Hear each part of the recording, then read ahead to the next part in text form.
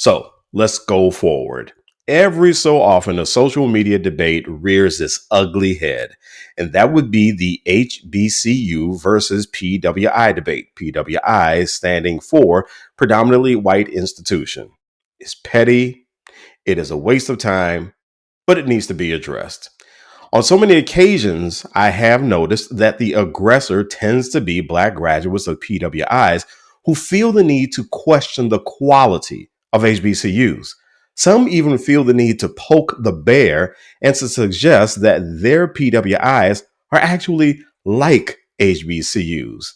I mean, sure, if you're okay getting cheated out of a significant chunk of your state funding so that you cannot keep up your facilities, or you can lose quality faculty and staff and academic programs. And if you're willing to endure a PWI across the way, just hurling a bunch of racist insults at you, sure, you can be an HBCU, no problem, have at it. But this is what HBCU students and alumni have to deal with on so many occasions. Attacks coming from people who look like them, people who are by and large very uninformed about why HBCUs struggle the way they do. I know. I was actually one of them. When I arrived at Southern University in New Orleans in 2007 as a director of public relations, I had a brilliant idea. And my idea was, hey, if you want to improve, just be like a PWI. Oh, how naive I was to believe that PWIs and HBCUs are playing on the same snowy field. And then one day, members of SUNO's outstanding social work faculty gathered me up.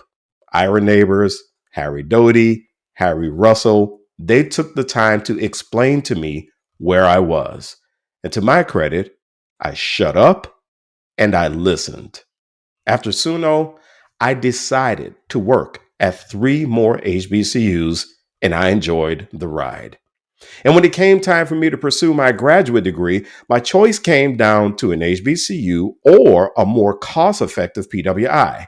And I chose Tennessee State University, the land of the golden sunshine, to pursue my master's degree. As I committed to understanding HBCUs, I was reminded that so many Black folks in America are where they are in terms of success because of HBCUs. I mean, after all, I have a family history with Xavier University.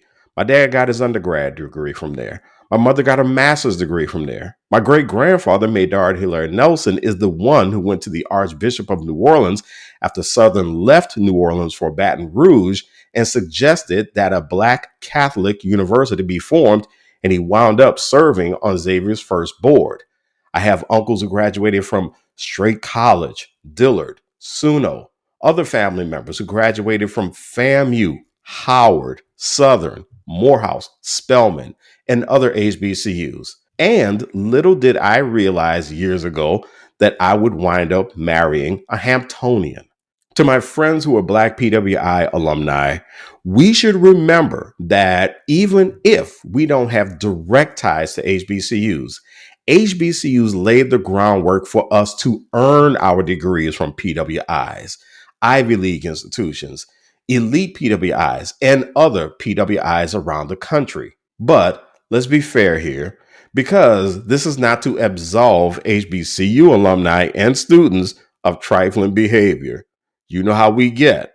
We get a little upset, or even when we are very happy, we decide that we want to take a trip down petty lane. And listen, for the record, Black folks who graduate from PWIs should be proud of their institutions. I've had a great career in broadcasting, marketing, and communications because of Loyola University New Orleans. Go Pack. Ow! But I'm also clear on who I am and whose I am. No, this doesn't have to be an HBCU love fest. Do correct folks, but correct them in love. And I would call on my fellow HBCU alumni to correct folks in love as well. But to my fellow Black PWI alumni, let's act accordingly and let's recognize what's real. And that is HBCUs, even on their worst day, still do the dirty work of making sure that Black folks have a place and a voice in a society that challenges our very existence. Let's show some respect, and that's the way forward.